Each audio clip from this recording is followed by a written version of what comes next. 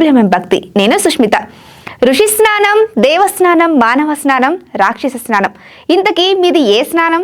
బారెడు పొద్దెక్కినా నిద్ర లేవకుండా పడుకోవడం ఇప్పుడు సిటీలోనే కాదు పల్లెటూరులోనూ ఫ్యాషన్గా మారింది.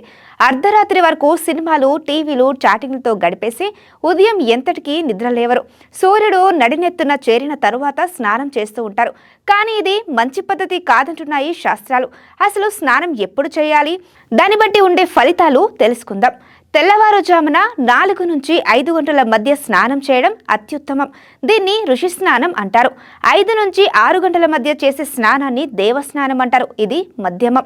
ఇక 6 నుంచి 7 గంటల మధ్య చేసే స్నానాన్ని మానవ స్నానం అంటారు. ఇది అధమం. ఇక 7 గంటల తర్వాత చేసే స్నానాన్ని రాక్షస స్నానం అంటారు. ఇది అధమాతి అధమం. కాబట్టి ఉదయాన్నే బ్రహ్మముహూర్తంలో నిద్రలేచి ఋషి స్నానం చేయడం పుణ్యప్రదం. ఇక స్నానాల్లోకెల్లా చన్నీటి స్నానం ఉత్తమమైనది. ప్రవాహ ఉదకంలో స్నానం చేయడం ఉత్తమోత్తమం. చెరువులో స్నానం మధ్యమం. నూతి వద్ద స్నానం చేయడం అధమం.